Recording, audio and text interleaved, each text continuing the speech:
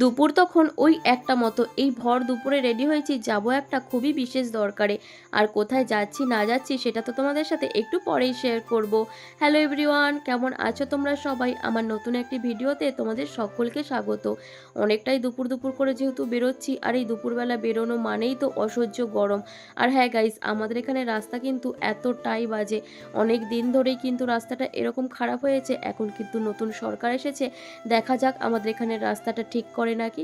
যাই হোক, যেহেতু আমি আর দিদি দুজনেই যাচ্ছি, এখন গাড়িটা দিদিই চালাচ্ছিল। আর আমাদেরকে যেহেতু নদীর ঘাট পেরিয়ে যেতে হবে, তাই কিন্তু সবার প্রথমে চলে এসেছি নৌকা ঘাটে। এখন কিন্তু এই জল পেরিয়েই আমরা ওই পারে যাব। ওই পারে যাবার জন্য গোটা শীতকালে কিন্তু এখানে এই বাঁশ দিয়ে একটা ব্রিজ করা হয়েছিল। এর আগে হয়তো একটা ভিডিওতে আমি তোমাদের সাথে সেটা শেয়ার করেছিলাম, কিন্তু গত কয়েকদিন ধরে নদীর জলটা একটু বেড়ে গেছে, আর ওই জলের স্রোতেই কিন্তু ওই ব্রিজটা পুরোপুরি ভেঙে গেছে। তাই কিন্তু আমাদের একমাত্র ভরসা এখন এই নৌকা, মানে আমরা এই পারে আসি বা এই পার থেকে ওই পারে যাই, এই নৌকা করেই পেরোতে হবে। যাই হোক, দেখতে দেখতে কিন্তু আমি আর দিদি চলে এসেছিলাম এখানে একটা নার্সিংহোমে। এখানে দিদির কিছু কাজ ছিল, সেই কাজগুলো সেরে কিন্তু আবারও আমরা ওই নদীর পথে রওনা দিয়েছি।